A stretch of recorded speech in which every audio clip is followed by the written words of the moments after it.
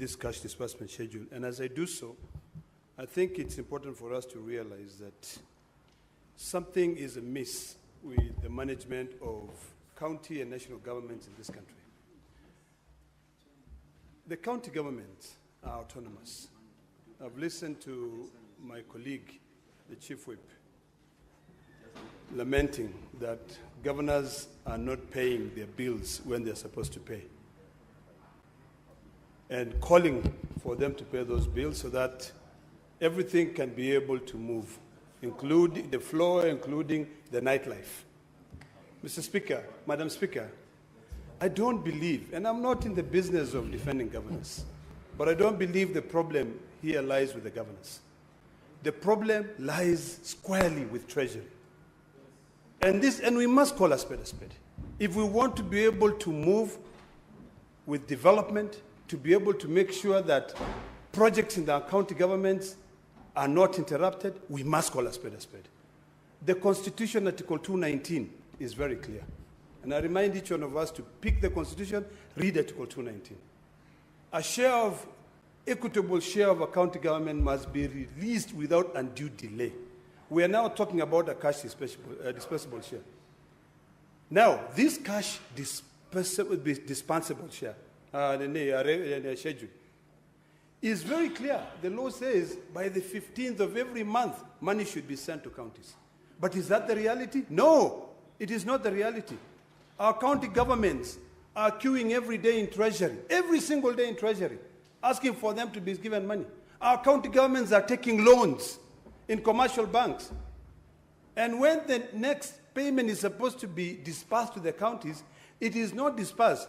So it accumulates interest over interest over interest. It's a very shoddy way of managing resources in a country.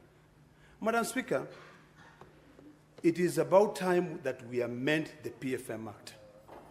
We amend the PFM Act to be in line with Article 219 strictly, and to ensure that this money goes to counties. If we cannot do that because of the excuse given by Treasury that the government is struggling to raise revenue, then when we talk about amending the Constitution, then we also amend the Constitution to ensure that county governments maintain their own source revenue.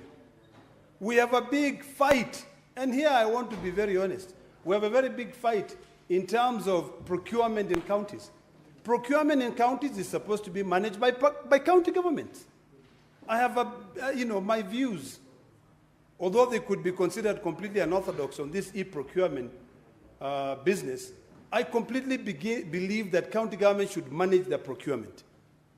The Honorable Mbadi should not be managing the procurements of county governments. He shouldn't. It is quite clear. If you look at Article 6 of the Constitution, Article 176, county governments are autonomous. So the problem that we have is brought about by Section 109 of the PFM Act, where all money collected must be sent to the county revenue fund. And for you to get that money, then we introduce Article 228 of the Constitution, where the controller of budget must now go through and authorize the money that is going to counties. We're here in October now, a few days to October, and we are debating this cash disbursable schedule. And it says that every 15th of the month, that money should be sent. From July 15th, that's what I had, to June 15th. We're in October. What happened to the money for July, August, and now September? We have to look at the systemic issues and deal with them so that we can solve these problems. These reforms, Madam Speaker, are very important. Because today, and I thank the majority leader for saying, let's move, let's get this business out of our order paper. But what happens after we get this business out of our order paper? Will the COB be delaying? Will our county governments be queuing there, waiting to be paid their money? Are we going to be having another bottleneck of e-procurement there? That everybody must subscribe to this, the same problem? In fact, I dare say that we're incubating corruption by delaying the disbursements of funds into counties. Because now, the head of treasury of each county will now decide who to pay and who not to pay. But if we have everything moving without any problems, where the money has already been sent to counties, we will not have salaries delays. I've seen counties where people have not been paid for 2-3 months. Service delivery is interrupted. Suppliers suffer. Others, vehicles are auctioned, properties are auctioned because county governments have not paid. But all of us here standing here, we are blaming county governments that they are not sending the money. Yet, the problem is in treasury, minding into business that they should not be minding into it. So if the truth of the matter is that we are not able to collect enough revenue to send revenue to counties when that money is due, then let's consider, once we pass this referendum bill, and then hopefully we can consider amending the Constitution, let us now then define what this autonomy is for county governments. Let us allow them to keep their own source revenue, account for it, and even introduce an Auditor General specifically for counties so that we can see some progress. So, Madam Speaker, it is imperative that when we are discussing this, we become realistic, we become candid on what the challenges are, because the delays in sending monies to counties is negatively impacting these counties. It is impacting their ability to pay employees. When you don't pay your employee, you don't expect good returns. And that is the reason why this country is still lagging behind, because there is no morale. You find county government employees, they are just running around the streets. Some of them have taken their jackets and they're packed, they've just put it there. They have gone into their offices. You go to our hospitals. Senator Halwale is saying, county governors take drugs to the hospitals. Camps are saying, I will not give you drugs until you pay me my bill. Then the county government say, I've sent it to COB. Their language nowadays is COB, COB, COB. In fact, today they are saying, if you go to the COB there, you'll find almost a representative from all the 47 county governments with a cash disbursement schedule, saying, hey, can you please release this money so that we can pay our employees? The issues of pending bills, we can pay our suppliers. The issues of development. Madam Speaker, when you see these reports being issued out by either the COB on the status of development of each county government, there are counties which are rated to be the last. I think Nairobi is one of them. Ask yourself, are we diligent in this disbursement schedule? Are we able to send money so that the execution of this development plan is not interrupted? So, Madam Speaker, as I end, I want to state the following.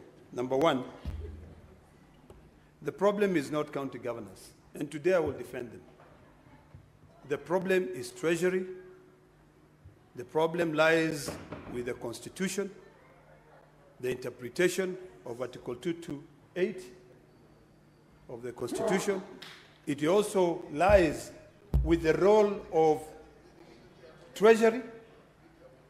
It also lies with the challenges that the county governors are facing when it comes to the issue of on-source revenue. That is where the problem is. If governors were able to spend their on-source revenue, the noise will be less, because whatever is raised by the national government would be secondary to what they can be able to collect. We have counties like my county of Narok, where we collect 5-6 billion in the year. If we are allowed to spend that money on source, then the owners will be on our side to be able to prove that the money we've spent diligently, and we paid our suppliers, we paid our employees. But no, all that money must come, because that's what the law says, Section 109 of the PFM Act, and I think Article 217 of the Constitution. All that money must come to the County Revenue Fund, and then that money is budgeted for. I think we just need reforms on all these budget issues, cash disbursement, because if we don't reform, we will be lamenting day in, day out. Every single year we'll be sitting here in October. after 1 quarter has lapsed, to talk about cash disbursement schedule. And the moment we pass it, it will take another fortnight before even the money for this financial year is released. So by the end of the financial year in June, there's a lot of money lying on paper, on COB, on the county revenue fund. So no projects will ever be completed. So, Madam Speaker, I support and I hope that the chair of this committee and the Committee on Finance and Budget can actually begin drafting amendments that can assist this country develop. Senator Majority Leader.